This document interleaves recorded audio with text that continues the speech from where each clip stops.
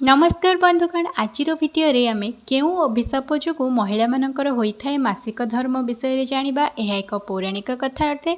Video आरंभ करने पूर्व आपण मानक अनुरोध वीडियो को प्रथम गोटे लाइक कर दिंतु और शेष जाए देखंतु। भल लगे निहाती लाइक शेयर सब्सक्राइब करदेवे। दर्शक बंधु आज यही वीडियो माध्यम महिला मानक सहित जोड़ी होई रहितिबा एमिति किछि कथा मु आपण मानकु कहिबी जहाको सुनिबा परे बोध हुए आपण को आश्चर्य लागि पारे, किंतु शास्त्र अनुसार यह ही सत कथा। मु आज यही वीडियो माध्यम आपण मानकु शास्त्र अनुसार महिला मानकर हेउतिबा मासिक धर्मर कष्ट और खाली महिला मानकर ही काहेकि मासिक धर्म आरंभ होइतिला सेही विषय रे संपूर्ण भाव में कहबाकू जाउअछि। आमर धर्मग्रंथ रे एमिति केते कथार वर्णना मिली थाए ताहार कल्पना भी आमे करि परिबा नाही। एही कथा तो आमे समस्ते जानि थाउ जे सबु महिला मानकु प्रत्येक मासरे मासिक धर्म होइथाए। जेउठी विज्ञान एहाको एक सामान्य प्रक्रिया बोली मानि थाए, किंतु धर्म प्रथारे एहाको महिला मानकर दुर्बलता बोली कुहा जाइछि। केबे ना केबे तो मनरे एही कथा आसी थाए जे महिला मानकु ही कौन पई प्रत्येक मासरे एही कष्ट भोगिबाकू पड़ी थाए। एहार कारण कौन होई थाई पारे?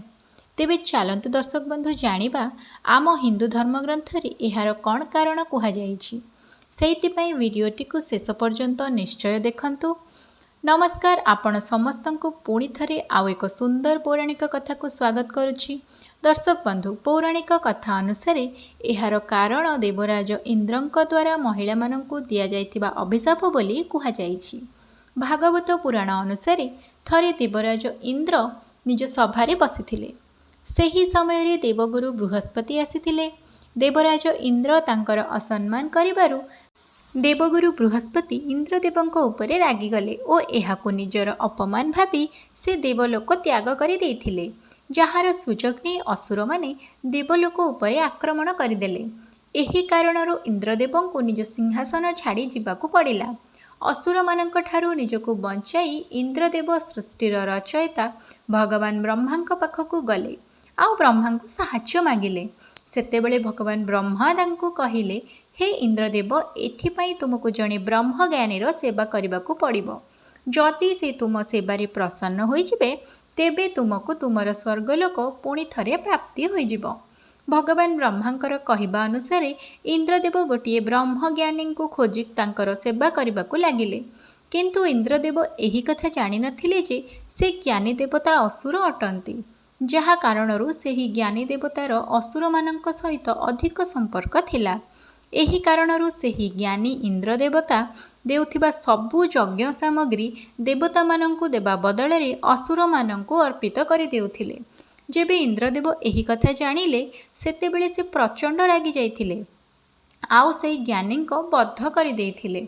देवराज इंद्रंकु ब्रह्म हत्यार दोष लागिथिला। देवराज इंद्र ब्रह्म हत्या परि दोषरु मुक्ति पाइबा पई भगवान विष्णुंक शरणापन्न होइथिले।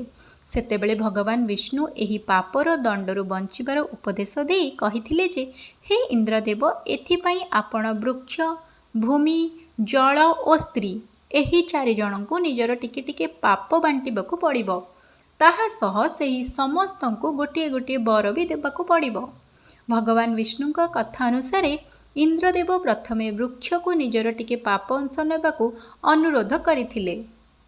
वृक्ष गोटिए भाग पाप नहीं गला, जहार बदଳରେ वृक्ष को एही वरदान प्राप्ति हैला जे मरिबा परे भी वृक्ष निजको स्वयं जीवित करि परिबो। एहा परे इंद्रदेवंक अनुरोध रे जल भी पापर किछि भाग नहीं गला। एहा बदଳରେ इंद्रदेव अन्य पदार्थ को पवित्र करिवार शक्ति जल को प्रदान कले। एही कारणरू हिंदू धर्म रे जल को पवित्र मानी पूजा पाठ कार्य रे व्यवहार करा जाए। एही प्रकारे भूमि भी इंद्रदेवंक ठारू किछि पापर अंश नहीं गला, जहा बदଳରେ इंद्रदेव भूमि को वरदान देले जे भूमि उपरे आसुथिबा माड़ आपे आपे भरी जिवो।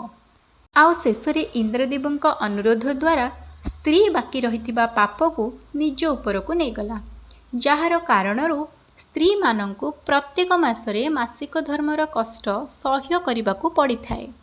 किंतु एहा बदଳରେ इंद्रदेव महिला मानंकु वरदान देले कि पुरुष मानंक तुलनारे कामर अधिक आनंद महिला माने ही नेबे ओ महिला माने ଏହି ମାନବ ସମାଜର ଜନନୀ ଦାତ୍ରୀ ହେବାର ସୌଭାଗ୍ୟ ଲାଭ କରିବେ। ସେହି ଦିନଠାରୁ ମହିଳାମାନଙ୍କର ମାସିକ ଧର୍ମ ହେଉଛି। ଯଦି ଆପଣଙ୍କୁ ଏହି ଭିଡ଼ିଓଟି ଭଲ ଲାଗିଛି ତେବେ ଭିଡ଼ିଓଟିକୁ ନିଶ୍ଚୟ ଲାଇକ୍ କରନ୍ତୁ ଏବଂ ସାଙ୍ଗମାନଙ୍କ ସହ ସେୟାର କରିଦିଅନ୍ତୁ। ଏହିପରି ଆହୁରି ସୁନ୍ଦର ସୁନ୍ଦର ଆଧ୍ୟାତ୍ମିକ କଥା ପାଇଁ ଚ୍ୟାନେଲକୁ ଅଧିକରୁ ଅଧିକ ସବସ୍କ୍ରାଇବ୍ କରନ୍ତୁ। ଭିଡ଼ିଓଟିକୁ ଶେଷ ପର୍ଯ୍ୟନ୍ତ ଦେଖିଥିବାରୁ ଆପଣମାନଙ୍କୁ ବହୁତ ବହୁତ ଧନ୍ୟବାଦ। ଜୟ ଜଗନ୍ନାଥ।